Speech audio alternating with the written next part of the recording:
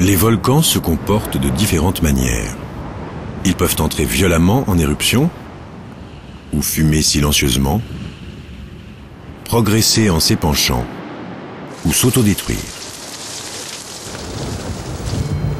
Les origines d'un volcan déterminent sa nature. De nombreux volcans se forment le long des zones de subduction où les plaques tectoniques entrent en collision. Les volcans les plus actifs se trouvent le long de cette frontière où une plaque plonge sous une autre.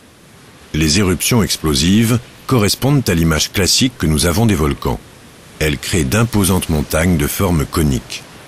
Ces éruptions ont lieu lorsque le magma réussit à se frayer un chemin jusqu'à la surface. La pression des gaz chauds et de la vapeur d'eau piégée dans le magma devient telle que l'éruption volcanique se déclenche dans une violente explosion. Ce type de volcan est souvent formé de couches alternant différents matériaux volcaniques comme la cendre, les scories et la lave. Ces cônes, composés de diverses couches, sont appelés stratovolcans ou volcans composites. Hawaï n'est pas situé à la jonction de deux plaques tectoniques et c'est pourtant un site de grande activité volcanique. En fait, les îles volcaniques hawaïennes sont issues d'un point chaud qui éjecte périodiquement du magma en surface par le biais d'une fissure de la croûte terrestre. Ce point chaud est considéré comme fixe par rapport aux plaques tectoniques qui se déplacent d'environ 10 cm par an.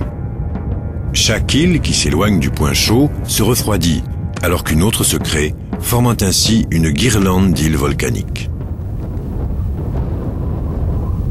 Sur la grande île d'Hawaï, le volcan Kilauea est en éruption depuis 1983 et ne montre aucun signe d'affaiblissement. C'est l'exemple type des volcans boucliers.